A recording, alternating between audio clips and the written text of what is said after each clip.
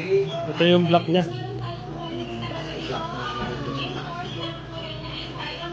LG.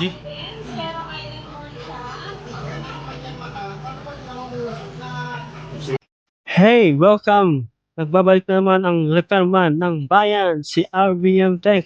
So for today's video mga ka-repairman, meron naman tayong tanggap dito sa Imos na 49 inches na LG. So nakita nyo po yung intro ko, yung parang half picture lang yung ano, parang madilim yung sa ibaba. So chinek natin, so confirm na backlight po ang problema. So dali-dali natin binaklas yung pinaka panel niya at saka yung mga frame niya. At yun, para ma-check natin kung kaya pang ma-repair, pero sabi ng may-ari, mas magandang palitan ng buo bagong backlight. So dali-dali natin binaklas tong backlight frame. Ayan, so nakikita nyo mga ka-repairman. So yun ang dalawang backlight strip.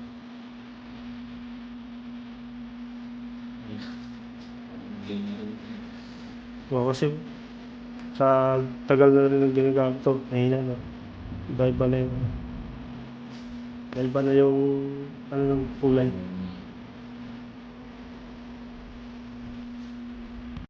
So yun, nakita nyo mga ka-repairman, no? Sira na talaga yung backlight sa ibaba. So, ayan, may dala na tayong backlight na bago na pang-install dito sa isang TV na 'to.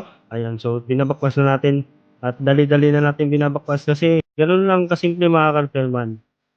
Kung meron kayong mga ganitong problema, huwag na kayong magdalawang isip, huwag magtatlong isip, mag-chat na kayo. PM niyo na ako mga ka-repairman. Kahit saan sa Cavite, puwede ako.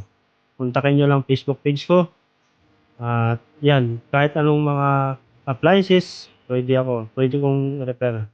Mga washing machine, TV, earphone, like 'yan, mga TV. So, mga sound system, 'yan, kasama na rin sa aking skill.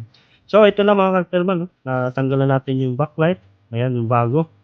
So, i-install na natin mga ka-repairman. So, 'yan ang ano, ang RBM Tech na shoutout sa nagpagawa nito. Maraming salamat sa iyo at nagtiwala po kayo sa akin at sa page natin 'no. Ayan, so ayan si kuya. Alam niyo mga ka-repairman, hingan pa ako ni sir kasi ayan nga, para mabilis ang ating pagkabit.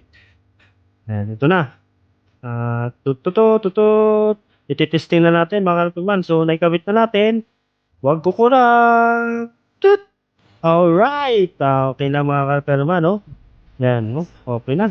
Napapanood na ni Coco Martin. Alright, maraming salamat mga ka-repairman. We love you all. Thank you.